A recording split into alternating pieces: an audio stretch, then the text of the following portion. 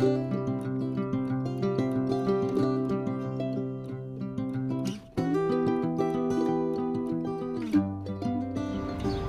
morning! Welcome to day 11 on the Camino del Norte. This is very exciting. I just have 9 more walking days to go.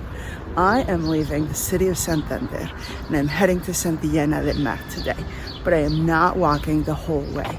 That would make it a nearly 40-kilometer day, and as I've mentioned before, because I'm trying to stick to a timeline, I have cut out the industrial areas in and out of cities. So in this case, I'm cutting the industrial out of Santander, and I am arriving at the train station right now so I can take a train to Mogro, and from there I will start walking. And that will be around a 12-mile, 20-kilometer walk today. So pretty short, which is exciting because I'm really looking forward to Santillana del Mar, the city of the 3 lies. And we will talk more about that later.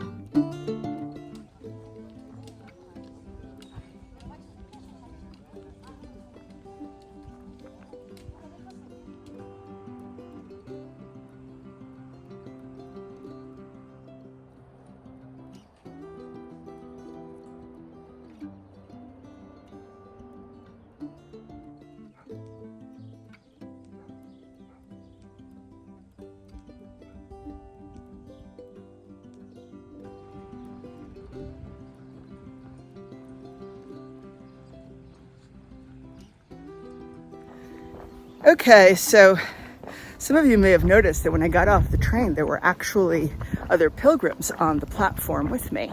And that is because, yeah, some of them may have been doing what I did as well. However, this is actually a stage where you do have to take a one-stop train ride. And the reason for that is you have to get over a river that otherwise would require like an 8-kilometer detour, 5 miles, or for you to, walk over the train tracks, which is kind of actively discouraged. So anyway, that's the reason for that. Now, I wanted to talk about signposting on the Camino del Norte. When I got to that church that was up there, there were arrows to go straight ahead or to the right, but there was no explanation as to what the difference was. And that really is a very common problem on the Camino del Norte. If you've done the French way, you become really spoiled because the markings are amazing the whole way through. I mean, you have to try really hard to get lost. And every time there's an alternate route, there's an explanation as to, how much longer one is than the other. And, we're not talking about like random little arrows that you can barely see like you have here. I mean, we're talking stone markers planted on the road. But the difference is a lot more people do the French way. So that's why it's a lot better marked. Here, if you're doing the Norte, you definitely need to make use of the Camino apps that have all of the different routes so that you have that actively on your phone. And when in doubt, ask the locals. I've done that twice already today just to make sure that I was continuing along the right way. And I know that not everybody speaks Spanish, but Google Translate's your friend.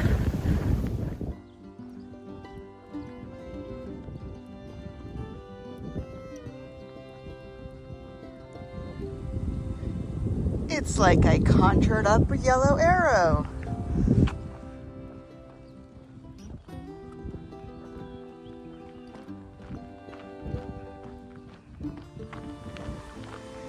Here we have yet another one of those am I going in the right direction moments. But hey, this bridge reminds me of one that I took on the Camino Frances, going into this town that had life-changing chickpeas. Yes.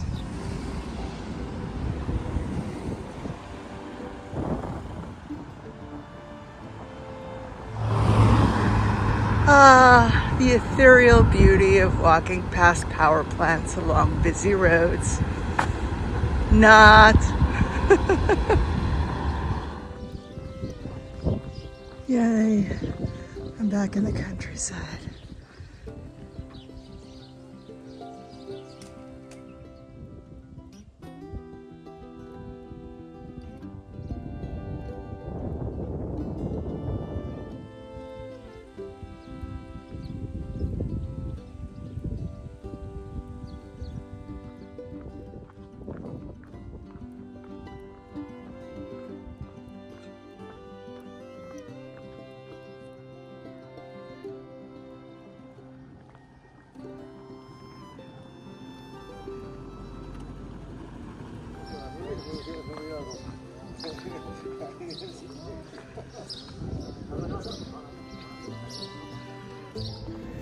Okay, well, today wasn't always pretty, and it certainly wasn't straightforward, but a little bit over 4 hours of walking and 12 miles later, I am now in Santillana del Mar, which is known as being one of the prettiest, if not the prettiest town in Cantabria, and I can definitely see why.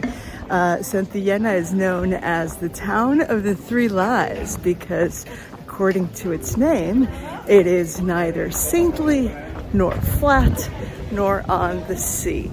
And it is also one of the places that I've been looking forward to visiting the most ever since I started planning the Camino del Norte. So I'm excited to see if I can check into my hotel early, cross fingers, so I can explore a little bit, because I do have an extra credit walk later this afternoon.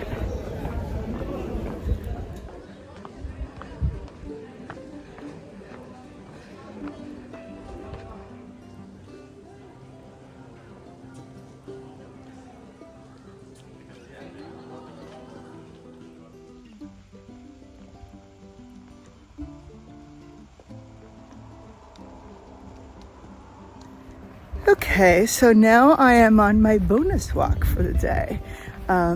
It is a 2.5 kilometer stretch taking me back into Santillana del Mar. I have just left the Museo de Altamira, which is where the Cave of Altamira is now. What is that, you ask? Okay, well, this entire region is dotted with prehistoric caves. Some you can visit, most of them you can't. The Cave of Altamira is the most famous of the bunch, basically, because of the incredibly well-preserved artwork that was found inside. The cave itself was discovered in 1879, and you were able to visit it throughout 60s, 70s, 80s. And then sometime in the 80s, the government of Spain decided to shut it down because there were so many visitors that it was starting to erode the paintings on the ceilings. And a few years ago, they reopened it to the public, quote unquote, because only about 5 people a month get in, and they're all selected from a wait list that is like 20 years old. So basically, you don't get into the actual cave anymore. What you can visit is what they call the new cave, which is an exact replica of the main area of the cave where all of the artwork is. And I mean exact, down to the cracks on the ceiling. And it was incredibly interesting to visit. The guide was fantastic. I had to buy these tickets months ago, and I mean months ago. So as you can imagine, this is something that I was really looking forward. One of the highlights, so to speak, for me on the Camino del Norte. And so I'm excited to have finally, gotten here. And now I just need to make it back into my idyllic Middle Ages town. And hope I can get to visit a couple of things there before they close, because as bright as it looks out, it is already 6:30 in the evening. So onwards.